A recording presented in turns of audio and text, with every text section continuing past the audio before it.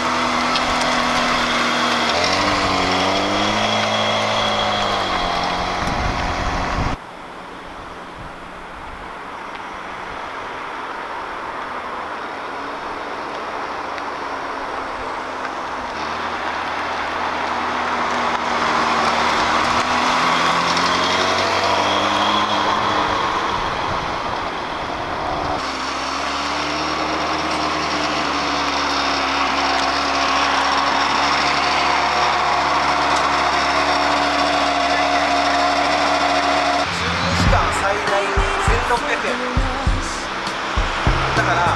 し駒沢オリンピック公園でイベントがなければとても止めやすい駐車場で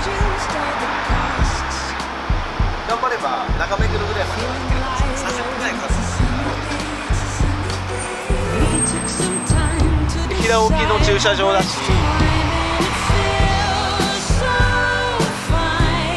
スペースも200台ぐらいあると思いますが、ちょっとそれは確認する。たくさんスペースがある。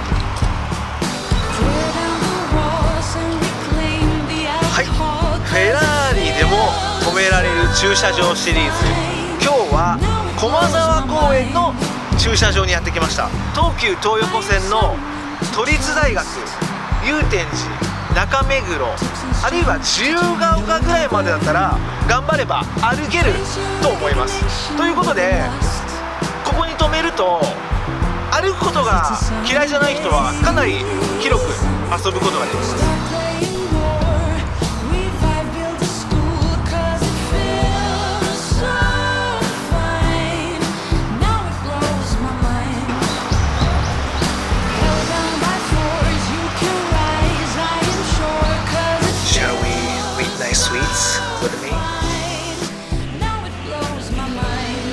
もうちょっと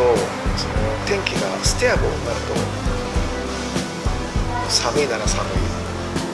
暖かいなら暖かいでステーブルになると虫も決断してくると思うんだけど、虫が決断しないとマスも決断しないっていう感じ。ブラフ港町にインバーカーゴに行きたいね。美味しいレストランいっぱい発掘したからさ、3月までもしいることができれば、まさにそのブラフオイスターのフェスティバルに参加できるから、アワビパウアアボローニアボローもう美味しいよ。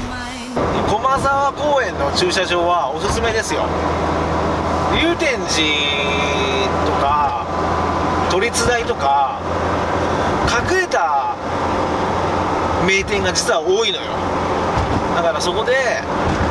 遊ぶためにはとても使いやすい駐車場。駒沢公園の駐車場は平置きで段差もないし、1日12時間止めてても1600円上限が。ただイベントをしてることがあるのね、その駐車場で。そのイベントの時は止められないから要チェック。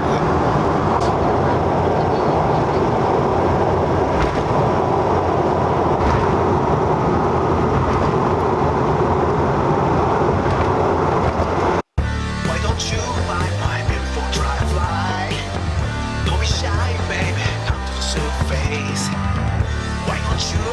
my beautiful dry fly?